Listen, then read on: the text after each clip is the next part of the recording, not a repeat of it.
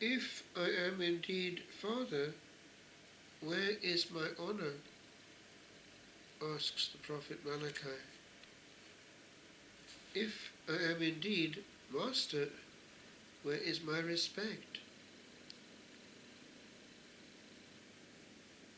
Respect. There are different ways of showing respect. It applies also amongst ourselves. One honours the person that one is talking to. If it is an audience, one honours that audience by dressing well. There is a difference between appearing in casual clothing on a screen, on a stage, in a lecture hall, and appearing well dressed, well shaven. It might seem secondary, but it says a lot before one starts. If one talks to a person and asks a question and then interrupts the person while the person is trying to answer, one is not showing respect. If one does something else while someone is talking to us, one is not showing respect. If one answers a person coming in by whatever means that might be, and neglects the person who's there, especially by appointment, one is not showing respect. If one dismisses a person before starting, at the door for instance, one is not showing respect. It applies also in families. No matter what our age, if we do not respect our parents, we are forgetting how much we owe. If we do not respect our superiors, our teachers, whoever it might be in authority over us, we are not showing respect also to the one who made that order for us, for there is an order in society. It applies also in church circles. If we talk behind a priest's back, a bishop's back, even higher, a pope's back, it is not necessarily respecting the order. Things have to be discussed in a balanced way, not an aggressive way. After all, we are all in a learning process. But with regard to the Master himself, our King and our God, that applies supremely.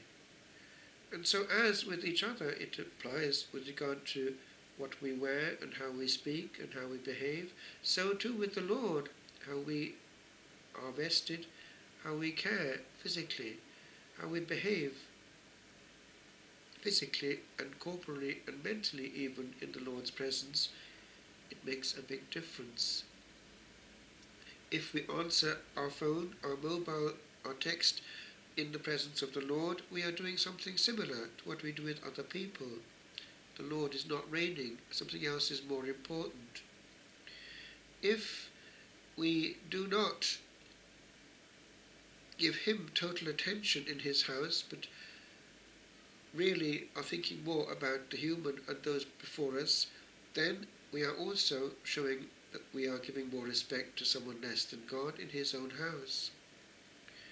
If we do not give that preparation and care to the things of God, preparing the pages, the books, everything that needs to be done beforehand, we leave that space open to eventual disasters, causing untidiness in the celebration itself, and we're not showing respect. If we go out of mode and become human, over playful, too much orientated towards playing to the gallery, we are not showing respect to the King of Kings, who is actually enthroned and whom we are trying to serve as the angels of the earth. Care is actually material as well.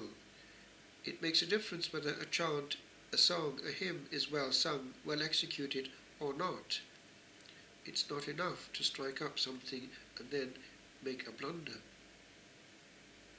Also, if we are unable to be quiet in the Lord's presence, and that means physically to keep silence even during the liturgy itself, it means that we are not in the prayerful mode of the angels.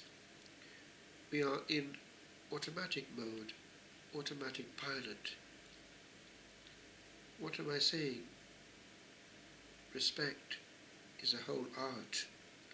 It applies physically to the way that we handle the place that we live in, because it also is a habitat for others when they're there. It applies supremely to the Lord's own habitat, the cleanliness, the order, the tidiness, things not left around. It matters hugely. I remember very early on at La Trappe being taught that when one left one's place, all the books had to be put out of sight so that all the desks were free. All the monastery had to be completely orderly, and that reflected the order of heaven. It makes a difference.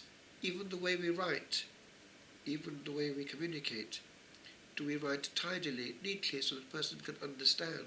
It's a sign of respect. Are we punctual in answering? It's a sign of respect. Do we keep people waiting a long time?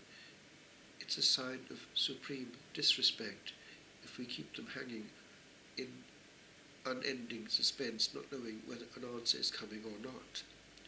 For after all, if we cannot treat each other with respect, how can we possibly treat Jesus with anything approaching it?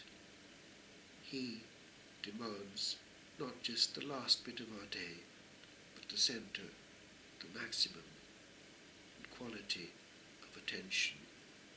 Otherwise, we're treating him too as just another